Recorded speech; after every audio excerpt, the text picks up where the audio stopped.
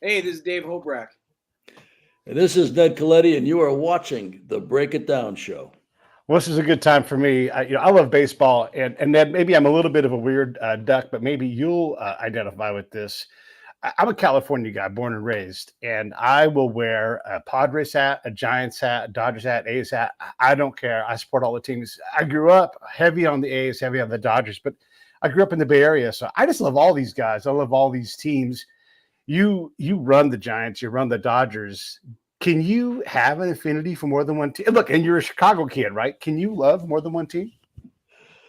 Well, when you work for an organization, whatever logo is on that check, that's getting 100% of your time and your interest and your fandom.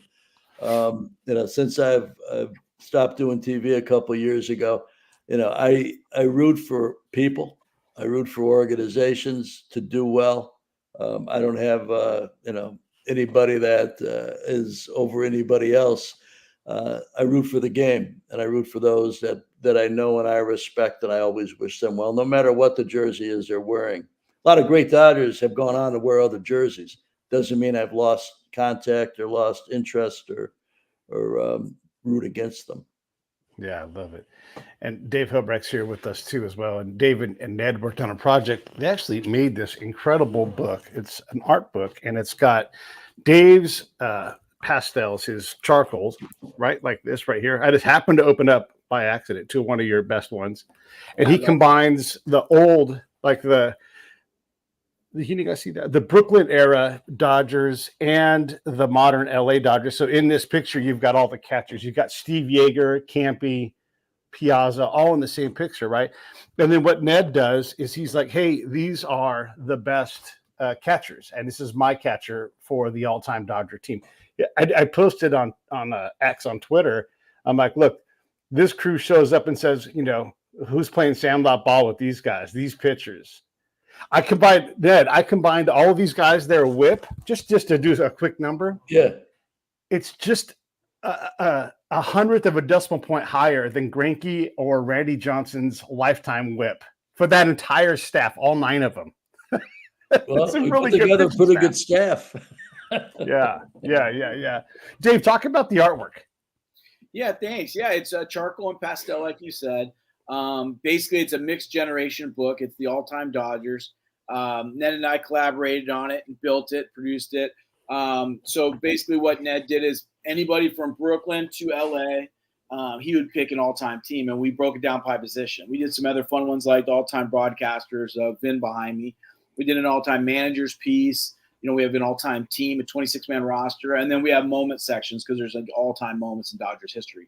So basically, he would tell the stories and write and get me all the information, and then I would try to take those stories and put them down on a canvas and make art around them. So like the one you showed first, he picked Campanella, of course, as his number one, and Piazza as his backup. I loved Yeager, so I snuck him in there in the background. Oh, boy. And then instead of just showing just the 3 guys, we wanted to make it a scene. Like, so that's like pitchers and catchers report. So if you look back there, there's like Burley Grimes, and you got Kirsch talking to Newcomb, Sandy's hanging out. So it's almost like a spring training-ish type of piece. So, and they all kind of flow like that. Different stories, different setups, different backgrounds, and different legends. I know going through the artwork, it's and you guys make the point several times in the different pieces that I looked at, is the challenge of like, I have to draw this thing. You've worked up to what the drawing is going to be. You see some of those iterations. And again, in the stuff that I look at, the stuff you look at online, I'll put the websites up here in a second for you guys. But talk about how do you iterate to that point like this? But then also, like, at some point, this is it. This is going to be, you get one shot at that final take of that picture. Talk about that challenge and that process, please. Yeah. So, it's a long process, just the design work. Sometimes the design work and the concept and the whole setup is more than the painting. The painting is like second nature to me now, that just takes time. But, talking to Ned and getting the details, Ned and I, on this today, we'll talk about like details of different things. And that's something we both have in common. And we want the right details in there. And baseball guys, they know what they're talking about. That picture you put up of the staff, one guy saw it and says, oh, you got it right. Sandy shakes with his right hand, and pitches with his left. And you have to get that stuff right. And I need, I'm a big baseball fan. I love baseball. It's my sport, but you need a baseball guy like Ned to be able to get you that information so they're correct. Because I've showed lots of people the work now, and some major people in Dodger organization, but the one guy that freaked me out the most was, the historian, because he could catch stuff like if I did it wrong. But with Ned's knowledge, I knew it was right. It was fun to put together. Yeah, and you did a great job blending, Ebbets Field. This is for the audience. He blends Ebbets Field and Dodger Stadium together into a place, an alternate reality. You're putting different people from different times in the same locker room. You've got, just whatever. Ned's in the locker room with Jackie, who's in the locker room with Oral. And that's just a neat concept. So when you're figuring that out, I'm going to say, this is just Pete talking. You're the artist, you tell me, but you're doing blocking. You're figuring out what part of Ebbets Field, what part of Dodger Stadium, and how they aesthetically go together. Again, that part of the process, talk about that. That blows me away. And it all looks so incredible. Well, thank you. Well, black and white, I love black and white. I love the fact that you can mix generations and they go together. You can't have like Dazzy Vance and Kirsch in the same picture in my brain, in my eyes, in color, So I love that you can mix generations with black and white, number one. And two, if I do realism, I'm doing paintings. I want it to look real. I want it to look like there is that flow, right? Because there's paintings in there that has all three, that has even the Coliseum snuck in there, right? Because when they play right. While the stadium's getting built. So my thing is I want it to look like it actually happened. I want all these players in their primes playing together. And if we were able to put that team together, that was the concept. It's the all-time, right? The all-time Dodgers. And if we were able to put that together, how would it look? What would it look like? Let's say they were playing at Ebbets or at the Coliseum or at Dodger Stadium. And yeah, you do. You find areas that they'll match and line up. You change stuff. I change things that aren't in there that like I put stuff in there that aren't really there. And hopefully you don't see those. One's the one we did with Hershiser, the 59 scoreless. Instead of Jack Murphy, I didn't like Jack Murphy's look, and I put in Paul Comp. So little things like that. We took our own artistic liberties to kind of mesh them together to make it look pretty cool, Yeah. Oh, by the way, I did my own. And listen, you're the artist, so I'm just putting this up. But I am a firm believer in BAM. Oral. Hang on, let me take this thing out of the way so you can see. Good one. Straw. Oral 67. And see, look, I put the scoreboard in the picture. That's 67 innings. That's when the streak ends. He's about to throw that double ball to Darryl. And so, I use the look at me, right, showing off my my PowerPoint skills. But, sweet. That streak was 67 innings like that too. Against the Mets. What's that? Oral would love that one too. To go 67 innings, right? To take that 59, it's impossible. Mm-hmm. Now you're going against a team that you went 1-11 against, and that lineup is so relentless. It just never ever gave up. To me, it's so impressive to then stack another 8 innings on top, and then that whole postseason, he just goes bananas. It's one of the greatest runs in baseball history. So I just did my little PowerPoint thing, but you're the artist, right? You get all the credit. I love it. Yeah. I wanted to ask this too, because certain images really for me popped. And again, like, this is me not critiquing your stuff, but I wanted to ask, like, who was challenging? Gibson, charcoal, perfect. He's like the perfect guy to me. And then Yogi Berra's eyes when he's staring at Jackie bearing down like that, man. I zoomed in and I'm like, he just got better and better and better. And so I was amazed at the detail, because I know charcoal is not like a detail-oriented media. It's messy. Right. But other guys, it's like, okay, maybe this one is harder to do than that one. And I don't know. You tell me, like, who was hard to get right, because it's the emotion, but it's also the actual representation of the person, and taking Dazzy Vance and making him pop. And we're like, who the hell is that person? Doing the whole team photo, right? That and was making hard. Each person fit. Yeah, that I could tell that was hard, because I'm like, how on earth do you make these guys look the right side? Because Campy is not a tall guy. All these things, man, to me, I really respect the challenge of doing that in real time. Yeah. The piece with Yogi I love, because Jackie stealing home, every angle is from him coming at us. So I wanted it different. I wanted to see Yogi's eyes basically. Oh no, here he's coming, you know? So that one I love. The one, the all-time team was very difficult. And Ned actually had a lot of edits for me on that one. Because we had to get body types, you know, although I put them in like the same type of uniform because I kind of wanted it to flow. I did, use their existing hats from Brooklyn to LA, but we had to get body types and heights and weight and thickness and all that kind of stuff. That one, out of all the pieces, took the longest, and I stopped counting after a month. And a month to me is 7 days, 12 hours. So that painting was relentless. And then when I was finished, I was so excited. I was like, oh my gosh. And then Ned's like, hey, we got to add a few more people. And he's like, you have to.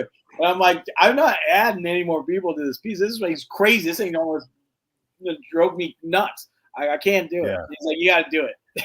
So yeah. And by the way, behind Dave is another one of his works that's in the book, and that's got Vince. So talk about that for a second. And by the way, everybody else, look down below. Well, let me point over there. There's the Hobrecht.com is where you get all of his work, or just go to Laguna Beach. Why wouldn't you do that and just go to his studio there? This is hanging. Yeah. This is hanging. This is a fun one. This is Vinny, and this is another piece that is made up. Little stuff like his. Let me get out of the way. Cufflink and watch, some Brooklyn. You got Red, and you got Jaime Green back there. I got on the backboard. You got Marichal pitching to Seager.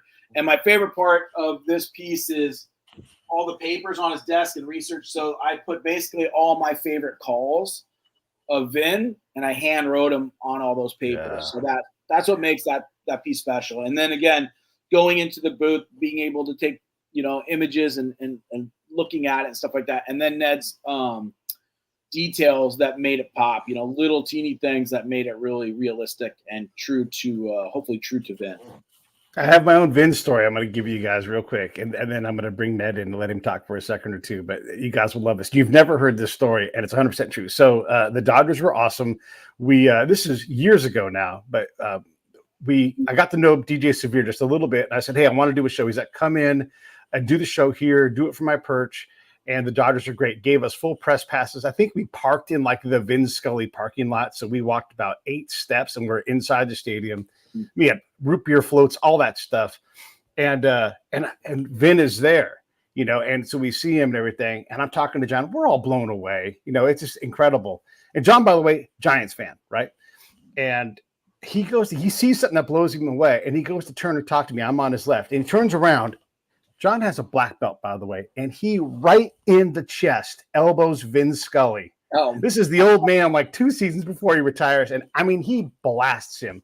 And he's like, oh no, Mr. Scully. And he grabs him and he's like, are you okay? And he's like, I'm tougher than that kid. Waves it off, keeps on walking. It was awesome. Vin, that's awesome. Ready with the quip, ready with the line. He was totally fine. But just one of those cool things about Vin that everybody's got a Vin story. And I'm so glad that we had ours. And he was fine. He was 100% fine and went on. It was on Frank Sinatra night. Frank Sinatra Jr. was there throwing out the first pitch. So that was, I think they played the Pirates that night. Anyhow, what's your favorite piece in the entire book that when you did it, you're like, man, this one is really my best?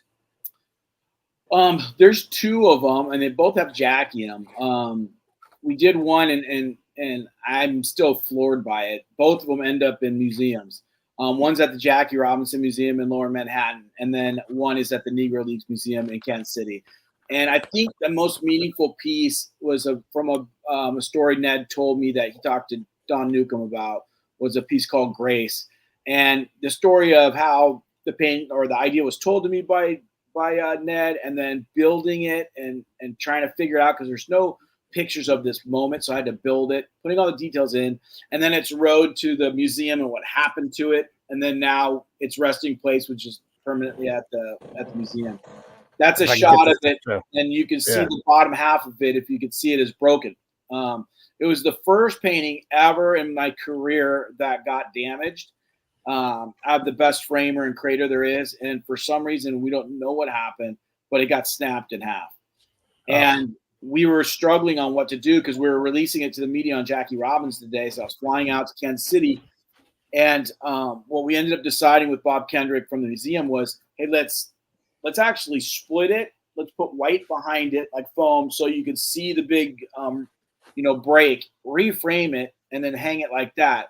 And then he got in front of the media, and this guy's an unbelievable person. I urge everybody to go to the museum and talk to this gentleman or listen to him. Wealth of information, and he spun it so well. I don't know his words, but something to the point of like, listen, these men are just like this painting. You can do what you want to. You can try to break them. They just keep moving forward, pushing forward, and accomplishing their goals. And so that it has to be my favorite piece. The other one's the all-time second base one, which I love because that's at the other museum as well. That's awesome. Yeah, my two. Yeah. I love it. I love it. By the way, Bob has been on the show several times. He's been on the show recently. I adore that dude. He is a national treasure. Great man. He really is great. Yes. Ned, what do you think about 67 innings and my extending the streak past 59? Are you okay with that? Oh yeah. I mean, that's what it was. It's one of the great accomplishments in the history of the sport. So the full accomplishment is sometimes overlooked by just breaking a record, but it's that it's best the way that you've done it. At the time, and I know you and Dave probably both remember, Drysdale's streak was unbreakable. It was like DiMaggio's 56. Yes. And then when you remember that, and then Oral runs up to it, and he's like, "I'm just going to get off the mound at 58 2/3 and leave it with me." And then even Don's like, "Absolutely not," And then they had to go 10 innings to break it, And Don's running downstairs, and Vinny's doing the game. All this stuff in the background is going on. It's a remarkable moment, just all of it together. It's such a magical thing, and I love that you guys picked that moment because it is really special.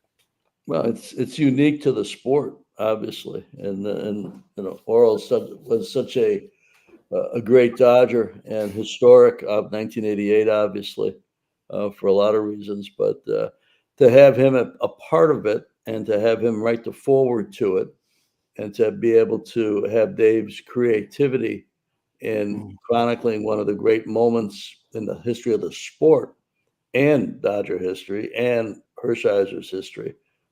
Pretty poignant, I thought. Yeah. Vin's part of the other gigantic moment, and you guys put it in the book, is he basically tempts on purpose Kirk Gibson off that bench and says, "Yeah, Kirk Gibson's not going to play tonight," and that gets Kirk up, and he starts taking those soft tosses, and gets the most improbable home run in one of the most improbable World Series wins ever. Talk about that. Well, it was obviously a historic moment in so many ways, and continues to be played over and over again at the stadium, even all these years later, because of the impromptu-ness of it and the history of it and the backstory to it. And I thought that Dave really captured it well, because we've all seen the home run, I'm assuming, but to see how he portrays Gibby coming up the stairs and getting ready to have this at bat, nobody ever saw, but we know it happened. And so a lot of Dave's work is, there's no pictures anywhere of a lot of Dave's work, because it's the creativity of realizing the moment and what led up to the moment in some cases, and particularly in this case. Yeah. Here's that image for everybody. By the way, this book is fantastic. If you're a baseball fan, especially a Dodger fan, but if you're a baseball fan, it's just great. I'm going to put the link back up here. You guys know what I always say, buddy, read it or just make it a gift. But over there, over there is the link. It's in the remarks. And just, I think you guys really just have such a great book here. Forward is by Oral. It's fantastic. The other thing, this is how bad Gibson is hurt, right? He never again is a prime outfielder. Like, that is over for him. He's injured basically for the next almost 2.5 years. Like, he plays a little bit, but he can't stay on the field. That's the man standing in the box at that moment who conjures up that home run. Or maybe Tommy conjures it up. Who's the bigger influence in that moment? Obviously, Kirk has to hit it. Obviously, he has to get that scouting report. But Tommy, the guts on that guy. Yep. Well, they were down to a certain point in the lineup and in the game where they were running out of choices. Mm-hmm. And that Eckersley had walked so few hitters in that season. I mean, hardly anybody for a full Right. season, and Yeah. that he walked. I think Davis um, before Kirk came to hit was more of the subplot to it all, and Yeah. a lot of different things transpired in that. I think the story goes to that when the ball landed in the right field seats, it landed between seat 2 and seat 3, and Gibby's number Yeah. is 23. So Yeah. a lot of history kind of wrapped up into it. And Yeah. I wasn't working for the Dodgers, or my San Francisco days hadn't begun yet, but I was in the stadium that night and remember, seeing people leaving. Remember seeing the tail lights on the way out of Dodger Stadium, and then suddenly he comes up. Everybody's cheering. It's a big moment. And then Eckersley throws the backdoor slider that he hits in the seats and can barely get around the bases. And my dear friend Joey Amalfitano's coaching third, and you see the excitement of the entire moment, and it's a moment that they'll be showing for another 100 years or so. As long as baseball's being played, that highlight and Dave's vision for it will be part of the history of it. Someone else has been on the show and was there at that moment, and this is like, again, one of these nondescript, invisible people, but and not today's GM Andrew Friedman, but the other Andrew Friedman, whose sister was Frenchie in Greece. He's the guy that does all the photography for the NBA, and so he's got a camera and he's racing towards home plate because there's this home run, and that's his job, is to get out there. And so he talks about his point of view of that whole moment when I've had him on the show, and all of that. There are so many people that are there and have a job to do in that moment, but also are in this moment. And so I always wonder what that's like when Bob Costas is like, oh, change of plans, and like has to do something. All these people are working, but what does that moment feel like when half of your brain is on work and half of your brain is on what just happened? Look at this amazing moment. Well, I got a little bit of a story to add to what you just said with Bob Costas and that moment in time. I had befriended a lot of people at NBC, which was a network doing the game, and so they would bring me out to the World Series. I'd help them do their pregame show, help them do their postgame show, help them get players for their pregame, help them get the star of the game for the postgame. So Dave Stewart starts that game for Oakland and is on his way to obviously a big win. And so I am down in the Oakland dugout. And if you remember the old dugouts at Dodger Stadium, there were 2 stairways to the field. You came down a ramp at the visiting club, the visiting dugout, close to home plate, but on the first base side. Okay. And then you had those dugout club seats down there. And I'm standing there, and then about 5 feet to my right is the first set of stairs going up to the field, and all the way down at the other end of the dugout, the right field side of the dugout, is the other stairway. And right on the other side of this stairway, the first stairway, is Tony La Russa and Dave Duncan, the manager and the pitching coach. And as that ball leaves the stadium, I see where it's going. I was down there to get Dave Stewart as the guest postgame. And as soon as that happened, I knew that wasn't happening.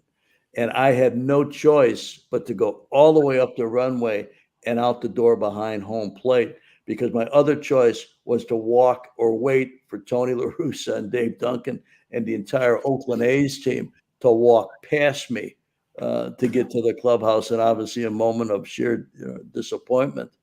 So, when I think of that home run, I think of a lot of different things, including me standing in the place I was standing and doing a job and waiting for the game to end in Oakland's favor and to be able to get Dave Stewart out. And obviously it went the other way. So kind of interesting there. And my career had also taken me, started in Chicago where Dennis Eckersley pitched before he went to Oakland. So I also knew Eck and ran into him after that game, him just shaking his head saying, for as long as they show baseball highlights, there I'll be throwing a backup slider to Kirk Gibson. Man, So, yeah. Yeah. It's true. It's true. Ralph Branca wore it well, though. He gave up a big home run, and Dennis Eckersley is fine. But yeah, it is such a monumental moment. And again, just so improbable. And also, by the way, erases Jose Canseco's grand slam that happened earlier in that game. That almost seemed to like, oh man, this thing is just going to be an annihilation of the Dodgers, because they got no business winning that World Series. But there they go. They, it's a crazy thing. And that was Jose Canseco's last hit ever in the World Series. Was that grand slam? And so what? Didn't even win the game. Yeah. It's a crazy thing. A friend of mine, a fellow sports writer guy named Peter Karasotis, I was telling him I was going to have you on the show today. He's like, hey, mention, and I'm going to try to get this guy's name right, John Saraceno, maybe? Yeah, I've known John for years. Yep. Yeah.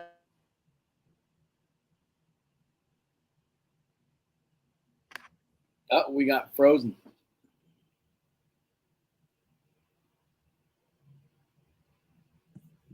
You got frozen, Ned.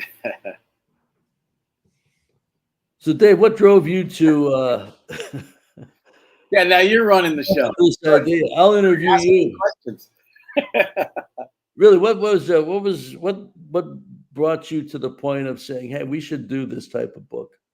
I had it in my brain. I always wanted to do it. When I first was thinking about it, it was all of baseball. But then when I started working with you, like, why would I do all of baseball when I can do the Dodgers, and work with you on it? And so it just was in my brain. I always wanted, and again, it came off on the stories you were telling me when we were working on your piece, right? And then next thing you know, I was like, this would be the best book ever, is getting this GM perspective, this knowledge that none of us get. Like, and I always talk about it like, baseball fans think they know tons of stuff.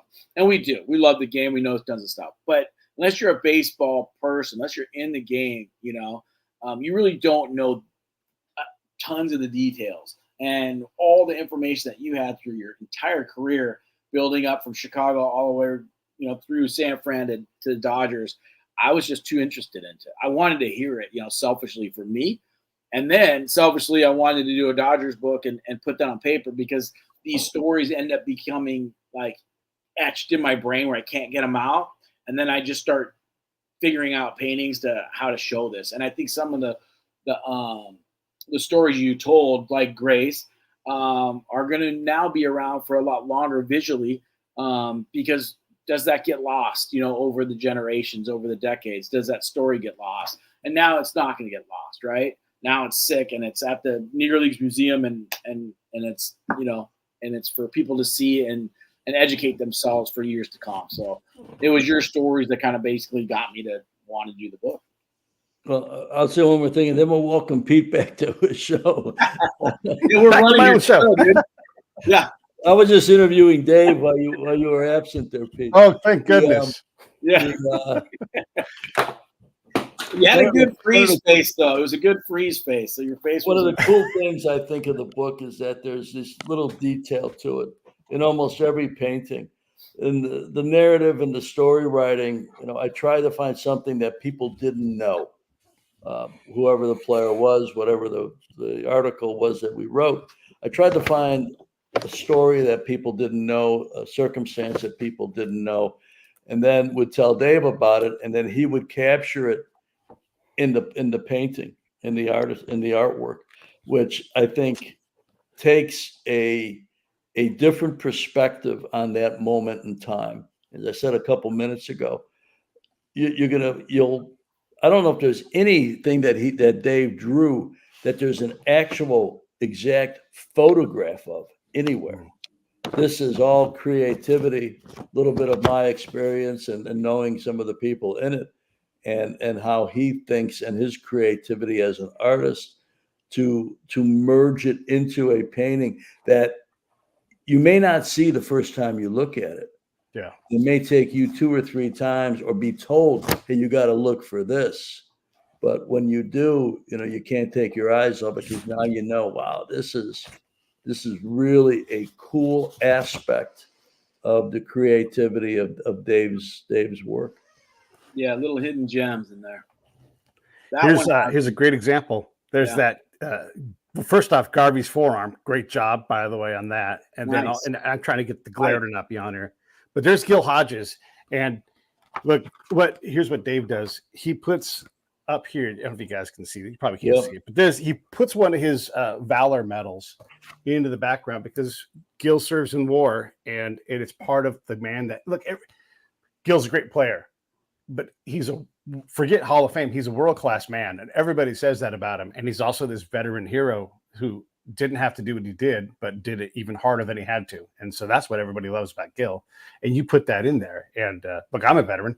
I've been to war, and I respect guys who do that kind of thing because he could have just played ball, but he didn't. Yep. So I appreciate you putting that note in there because medals for valor are rare, and he has, and that's cool. I think he went to the service really early. I mean, his career had just started. Yeah. I mean, it was almost, he was there maybe days before he left. Yeah. It's amazing to think that, right at the beginning or in their prime, country was more important in service, and they jumped ship from their, job basically, gave up a bunch of and the amount of stats they still comprised, even missing those years. Some of those numbers are staggering, and then they go into service. And to me, I grew up in an area in a time where you didn't have to. My dad got his letter from Eisenhower, pack up your stuff and come on in. But with me not knowing that, and we didn't go through that, researching these guys, these legends, it's unbelievable. It's unbelievable how they did that. And that's all I heard, through Ned's stories, through research and stuff, is Hodges is just a loved person, by everyone. And you had to throw that star in there. Yeah. There are so many great players, Ned, that you dive into because an organization has a lot of players that are there. But I would say that Adrian Beltre is probably the greatest third baseman ever, right? Who cares if he is or isn't? But he's not for the Dodgers because he leaves at 25 years old and he does most of his damage for the Rangers, right? And so you explain that.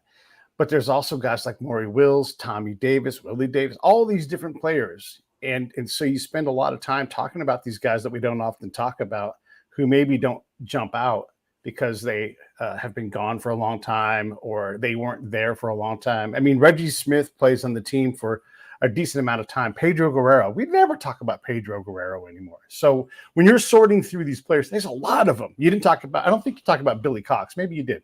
But there's so many players you could mention, but you can't mention all of them. How did you sort through that? Well, I wasn't about to do it by myself, and the artist on the call wasn't going to let me expand the roster beyond too many people. So yeah, I had distinct boundaries that I had to. He had no boundaries. That guy calls the shots. You think I'm the one calling the shots? Well, you called the shot on how many. I appreciate you being nice. This book didn't take a winter to do. This book took a few years to do. Yeah. Which gave me the opportunity to talk to people who knew players better than I did, who had grown up with players, who had seen them, people who had made a living evaluating talent, and people who had made a living watching this organization play, scouts, media members, broadcasters, people like that who, in idle conversation, I'd say, tell me about this player. Would this player be one of your favorite players? Would this player be one of the all-time greats for this organization? So it was a compilation of many people that led to it. I guess I had to make the final call based on the limited amount of players I was allowed to pick by the artist. But there's more players that were worthy of it. But you mentioned a lot of players a minute ago, Pete. But it's really, we needed some longevity to career for a Dodger to be on the all-time team. And we look at this particular team right now. I mean, Mookie, if this is 10 years from now, Mookie's in this picture. Shohei will be in this picture. There's a lot of people that you'd end up adding to it. But in that moment in time, it was really about how long did they produce? How long did they wear the colors of the Dodgers? How much postseason play did they have? How much did they distinguish themselves? How much were they known on the other side of the country, so to speak? How many Brooklyn Dodgers when LA didn't have a team yet, or San Francisco have a team yet. How many of these players were known by the baseball fans who watched the PCL, which was the main league in the West Coast at that time, know these players? And I think a lot of different things went into it. And the last thing I'll say about it is many times when these lists are put together, a lot of people forget the history, and they forget players they have never seen play before. And I never saw Dazzy Vance play before, but I knew of Dazzy Vance. I knew of the career, and I was able to find enough background and enough people who were respected in the game who had commented on a player that pitched, years of decades ago, really decades before they even left Brooklyn. But to leave him out would have been a disservice to the entire organization, because it's the Dodgers all-time team. It's not the LA Dodgers all-time team. It's not the team from the year 2000 on, or the team of the 60s or the 70s or the 80s. No, you're talking about the all-time Dodgers team, going back to the first time the Dodgers were part of the National League. So a lot of times these lists will forget who came before, way before, but we try to also incorporate that, the eras they played in, their contributions to the team, to the city, to the social aspect of life, and the postseason. Some players never got to the postseason or had limited exposure to it. You look at Justin Turner, who's in here. Come on, in 9 years, that's a decent amount of time. But you look at what he did in the postseason. How is he not one of the all-time Dodgers? He is.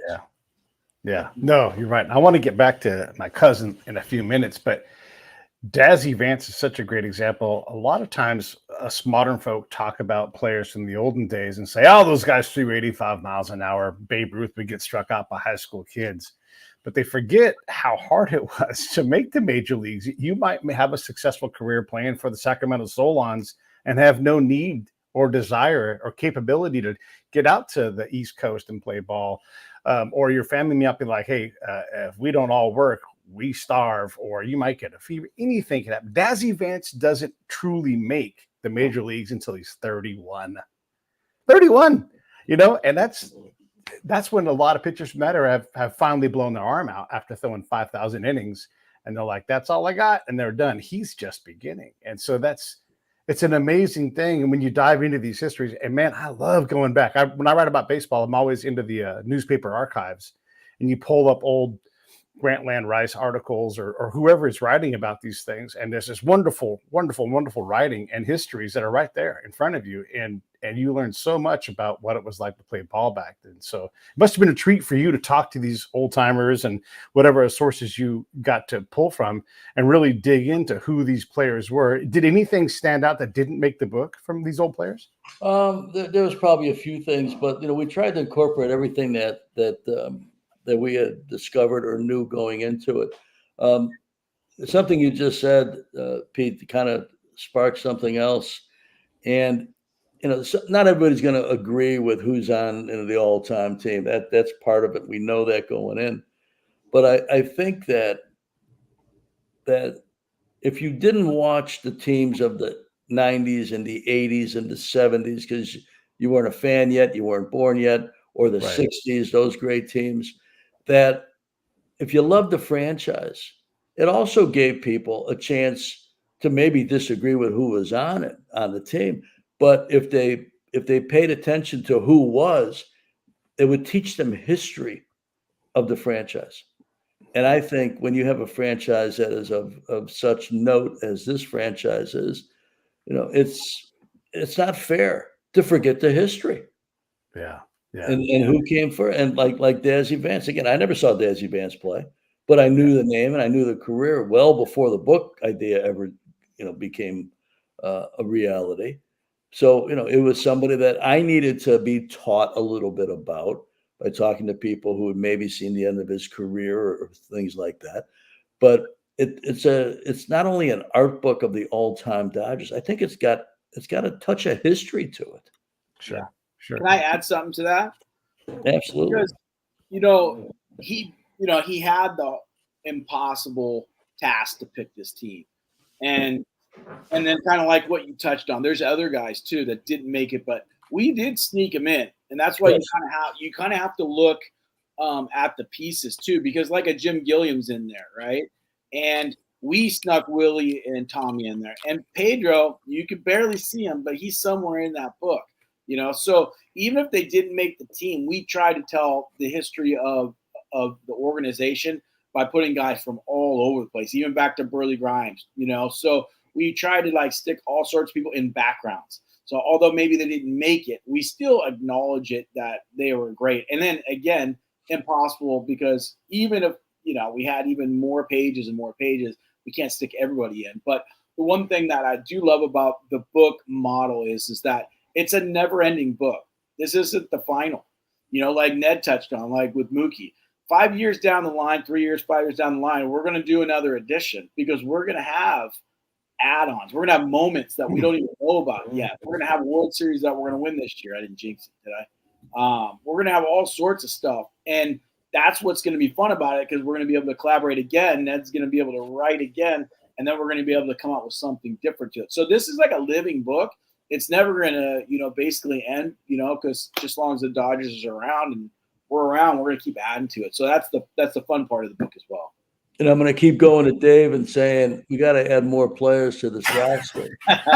You know, the guy's like 5 or 10. You know, I do this painting. It takes a month, you know, and then he's like, add some more players or this and that. Or the one you picked, Pete. I do this thing about the locker room, right? I put Ned in there, right? I wanted nothing to do with it. And I get a call. I get a call. I get a call from Ned. I go, hey, you like that piece, you know? And he's like, take me out now. Get me out of here. I go, no. He goes, seriously, I'm not kidding around. Take me out. I don't want to be in the painting. I go, listen, it's painted. I'm sorry. I want to put you in. You know, you're part of the history. This is a humble guy that wanted to be out, but I'm like, I can't do it. But yeah, there's some fun things in there, but he did have some really good changes. And again, I would fight him a little bit because it's hard, you know. It's good though. It was good interaction. It was necessary to do it the right way. It was definitely necessary, and it made him better every time. The problem is with my art, it's kind of like a tattoo. This is not like an oil paint or an acrylic where you could, you know, gouache over, you know, put a little gesso on it and start over, a little white over it, start over. This is like, it's like a tattoo. It doesn't come off. So if I had to change something, it's hard to change, you know, put this in here or there. So that was the only reason why I fought it. But every time the guy had another add-on, it made it better. It just made it better. And that was the collaboration that was so cool. Like, you know, those details. I couldn't have done without the guy. So Yeah. Thinking about like the future moments, like 2020 when Kershaw steps off and catches, is it Marmol stealing home? And what is that? Half an inch? You know, like that moment, whatever that is, or Mookie just celebrating that great catch. There's so many of those things that certainly are incredible. And I would love to see a book like this for other teams that have, you know, there's so many great moments that are, you know, that I mean, the Dodgers have a lot, right? The Yankees have a lot, but other franchises need these kind of things too. And I'd love to see that for other teams. Ned, I wanted to ask you, you talk a lot. Well, you know what, before we get past this, because I almost forgot him, because we always forget him. Can we talk about Zach Wheat for a second? Because we always forget about this incredible hitter because he played 100 years ago. And so we just don't ever talk about him. Well, he's another key part of the history of the franchise. Great hitter. Well, I mean, he's still, as you look at all time, when they combine the records of the all-time Dodgers, Brooklyn, LA, you're going to see that name all over the place. You know, he has stood the test of time in an era where you traveled by train, in an era where, you know, it was less than it is today, but it wasn't necessarily easier than it was today. And so, again, I think it's, you know, you bring up a great name that's historic in its position in the sport. You know, the game of baseball is you know, you can almost see it as a monument that starts ground level and goes skyward. And if you don't have the beginning of it, the part that came out of the ground, so to speak, you're not going skyward. Yeah. You're laying on your side someplace. So the history of it. Again, a history lesson is a poignant part of the thought process to what we did. And and we talked about this earlier, but to add a little memento or something that this player did or some happenstance that is unique to that player. Like Dave, why don't you talk about the Duke Snyder Brooklyn painting and driving. It's one that we went back and forth on many. We went back and forth forever. It was the last painting I did because we went back and forth on this thing forever, and it's an awesome piece. Again, I was wrong, and I'm glad I painted it. And basically, Duke of Flatbush, and what we have it in is the moving. It's the moment section, moving to LA. And so he's there, and he's signing some autographs for some local kids. He's at the gas station that was outside Ebbets, and he's got his car. And the car is from that period of time. Car is his car from that period of time. And Ned had an idea. I'm like, that's very difficult, then, And he's like, well, yeah, just let's get that done. I'm like, okay. So this is his idea that I do. He's like, what I'd like is I want you to put in the reflection of the windshield the house he lived in Flatbush.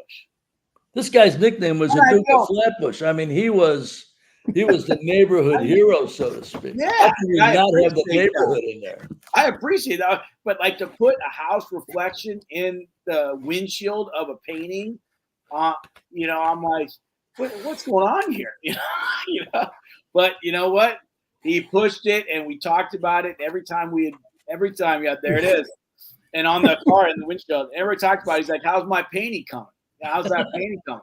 And every time, and I would tell other people, I'm like, "Yeah, Ned's still on me about that painting."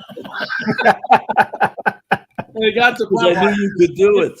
Yeah, and I would try to design it. I try to think about it. I can't figure this thing out, and I finally hit it, and we did it, and I love the painting. I love the painting. I've told Dave a handful of times, Dave, you got to do this because you know what? It's going to make you famous. Yeah. Oh, man. So it's done. And his house is back there. If you look closely, I don't know if you see it. Yeah, no, you can see it in the windshield. And I noticed that. I'm like, it didn't occur to me that it was the Flatbush house. But now that you're saying that, it all comes together. And look, the book is, we're talking about the all-time Dodgers art book. It's a combination of Ned's writing and his choice of players, and then Dave's representation of them. And I was going to ask you about Zach.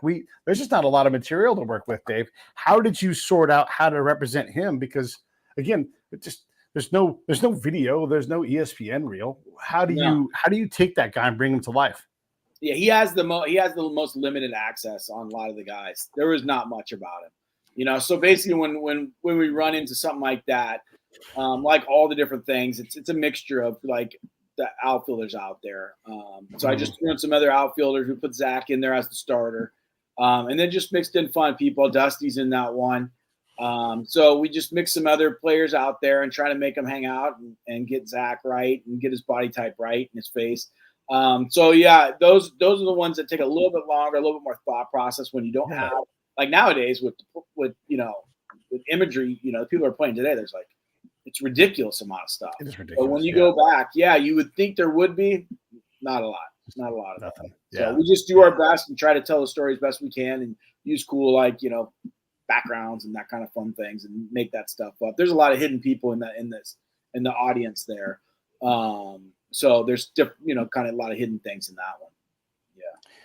When I did my hokey fake PowerPoint charcoal drawing of Hershiser's 67 innings, I was so happy to get Mike Brito in there. Here's my favorite thing about Mike Brito. One, what a fantastic Dodger. Just great. I'd love to see him make the book. But if you saw Mike in real life, this is just from my own interaction when I saw the man, never talked to him, never met him, but he always wore his 2 World Series rings on his left hand. And he would stand like they were the heaviest goddamn things in the world. He'd lean to the left whenever I saw him. And I thought that was the greatest thing about him.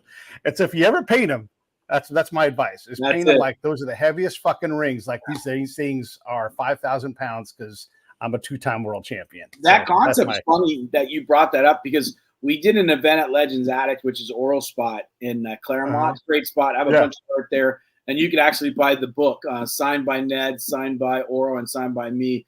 at Legends Attic, and he had Strawberry there 3 weeks back or something like that. And they went back and forth. They were on Travis and Sliwa on ESPN, and they were going back and forth on that, the hits and that series and that kind of stuff. And listening to, I really found it. I was doing some live painting, but I found it so interesting to listen to those two go back and forth about every pitch. And they can recall every single pitch and every at bat. It was a trip. Like, I forget yesterday, and these guys are getting so detailed about what they were calling. And, I missed that one, so I knew I was now behind. And I found it interesting. And Straw he was great. He had a lot of stuff about Hershiser in that series. So when you brought that up, that made me laugh, because Strawberry just put on Instagram, because one of Oral's partner, Eddie, texted us, look at Straw getting on Oral, because he just posted how he took him deep. Yeah, he just posted on Instagram. It was classic. Yeah. Ned, from my point of view, look, you had your time leading the Giants, you had your time leading the Dodgers. That call on Justin Turner, I think it's maybe your finest moment in baseball, because anybody could have had that dude, and you saw something in him. And that moment of genius, I'm just going to celebrate that, because that is fantastic. Did you know it was that good of a call when you made it? No, I knew he could play. I knew, this is what I knew. I knew that he could hit. And I knew that he was younger than our utility players. And he came here really as an extra infielder. And I also knew that he knew LA, and he knew what it would mean to be a Dodger. And I think he started with Baltimore and then the Mets and stuff. And so he never really had a chance to play in his home region. And to his credit, because there was a snafu right at the end of the negotiation, you always have a contract that is contingent on a player passing a physical performed by your medical people. And his orthopedic exam came back with a problem with one of his knees. And I wasn't going to take a player who wasn't going to be able to, because once you guarantee a contract to a major league player, if they get hurt, you're still paying, right? And I didn't want to do that. There was enough to the knee, and we had great orthopedics. They're still in charge of that line of it many years later for the Dodgers. And they said, this thing is going to blow out at some point. It may be March. It may be 3 years from now. And I went to him and I said, look, we don't know each other, but I need you to trust me and I need to trust you. How do you feel right now? He says, I feel great. I said, well, we have a problem with, I forget, left or right knee. And he goes, yeah, okay. I said, so I'm going to ask you to take a minor league contract. And that means that if you blow out in spring training, you're going to be paid a lot less while you rehab.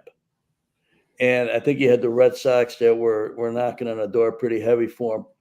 And I said, but this is where you got to trust me. You're on, you're my guy. You're on the team. I just got to make sure you're healthy.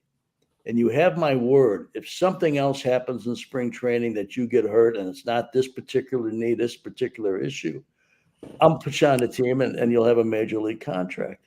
I said, but you're going to have to go along with this, because I won't just give you a big league contract not knowing if your knee's going to blow out in the spring.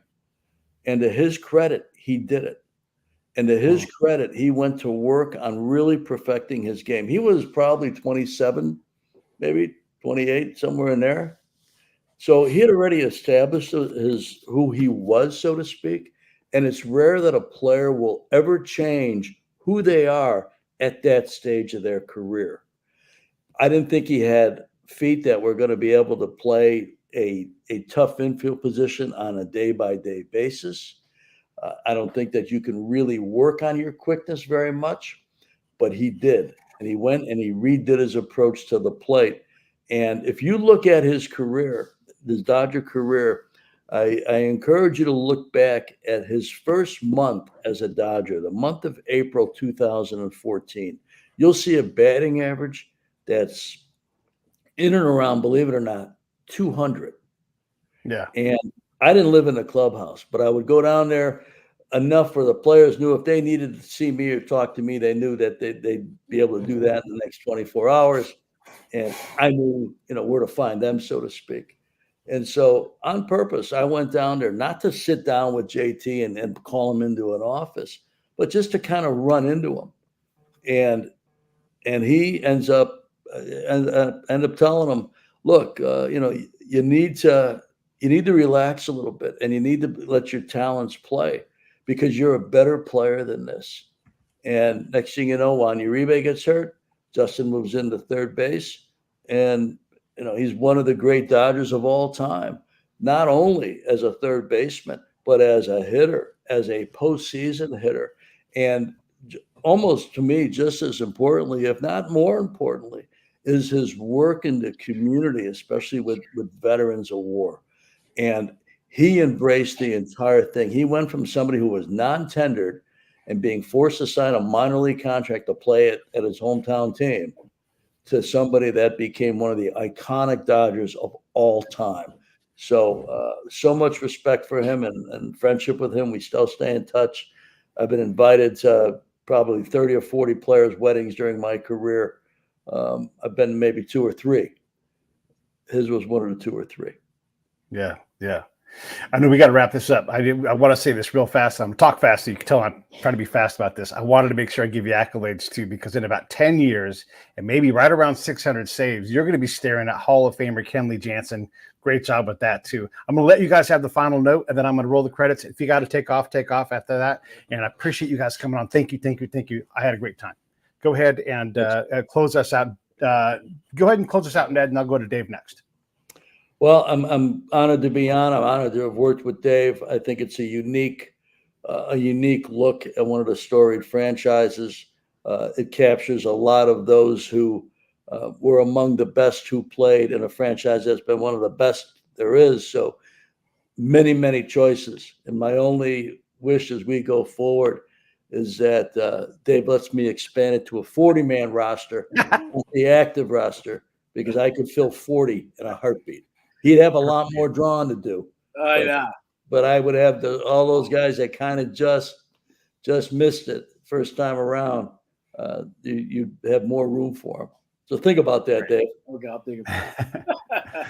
No, just touching base on that. Like we said, I love the book. It turned out great, and being able to collaborate with Ned on it was a dream. And then adding Oral and him doing the forward. And like I said, it's a living book. This isn't the end. So I'm up for painting another one. Definitely up for painting another one. I'm up for 40-man roster, but I'm up for painting it. But yeah, that's the fun part about it. Of course, we know our Dodgers. There's going to be a ton of moments coming. There's coming this year that's already happened in the offseason.